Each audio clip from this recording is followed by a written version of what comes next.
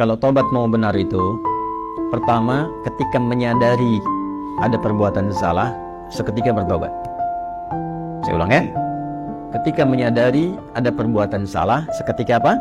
Bertobat. Karena kesadaran tentang kesalahan itu bagian dari kasih sayang Allah yang mengantarkan seorang hamba pelaku maksiat untuk bertobat.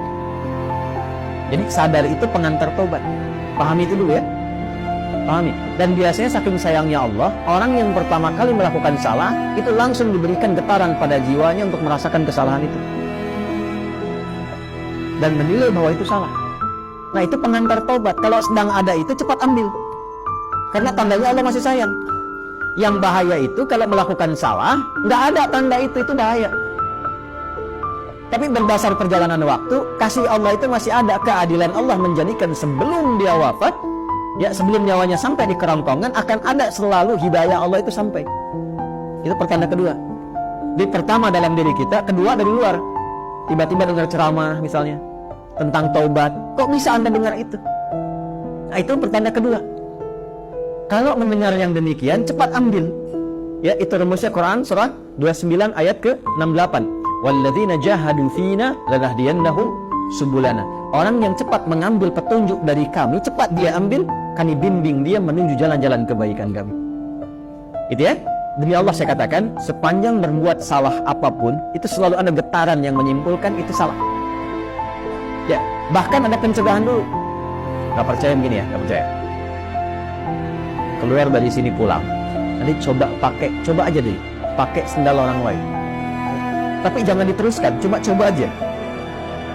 Ya, jangan dipotong video saya. Cuma coba, jangan diteruskan. Itu begitu akan dipakai, pasti hati kecil mengatakan itu bukan punya kamu. Itu pencegahan namanya. Begitu dipakai, dipaksakan pakai, nanti di pertengahan ada rasa lagi, kamu salah. Nah, itulah pengantar taubat. Ikuti, kalau diikuti istighfar, astagfirullah, balik lagi, dikembalikan pakai pada yang kita miliki. Itulah taubat. Ya, jadi itu rumus pertama. Kalau sudah ada rumus pertama itu, istighfari dulu, sesali, dan minta petunjuk kepada Allah untuk dikuatkan bertahan dalam jalan taubat itu. Tinggal nanti kadar maksiatnya, apakah dia ringan, tengah-tengah, atau kadar maksiat berat. Kadar maksiat berat itu yang sudah jadi kebiasaan. Biasanya pada yang terakhir ini, mohon maaf, tidak seketika biasanya. Kecuali ada kejadian besar yang membuat dia bisa meninggalkan itu sama sekali. Ibunya diselang nafas yang terakhirnya. Nah, ibu sering mengingatkan kamu dalam keadaan sehat. Sekarang menjelang kematian pun yang ibu rasakan, ibu ingatkan lagi. Apakah dalam keadaan ibu yang sudah sekarat ini mengingatkan kamu belum mau taubat juga? Maka dengan keadaan apa lagi mesti ibu ingatkan engkau? Bisa. Atau ibunya sudah meninggal, mengeluarkan wasiat, tulisan. Ya, diantaranya menasehati anaknya yang tidak pernah mau dengar untuk mendengar. Biasanya itu lebih kuat. Makanya disebut wasiat, pesan yang kuat, yang terasa lebih kuat dibandingkan dengan saat masih dalam keadaan sehat. Karena itu disebut dengan apa? Wasiat. Ya, wasiat itu bukan sekedar tentang harta. Ada wasiat terkait dengan kebaikan-kebaikan ibadah. Contoh Quran surah ke-2 ayat berapa? 133. Wasiat Nabi, ya, siapa?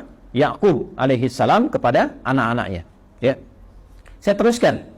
Maka teman-teman sekalian, Bapak dan Ibu sekalian, kembali kepada pertanyaan yang telah disampaikan ini. Kalau Anda kebiasaannya yang berat, misal sudah tobat, dilakukan lagi. Tapi biasanya kalau sudah tobat, kadarnya lebih ringan.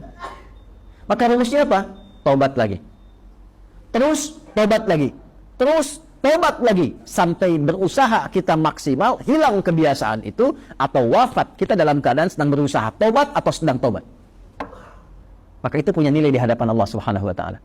Yang terakhir, ini yang lebih kuat, rasakan saat akan terdorong berbuat maksiat itu lagi, seketika diwafatkan oleh Allah Subhanahu wa Ta'ala. Itu yang paling kuat. Misal, sudah tobat, pengen maksiat lagi, rasakan saat maksiat itu wafat. Itu yang paling cepat mencegah dari perbuatan buruk, sehingga insya Allah dari salah bisa berpeluang menjadi saleh.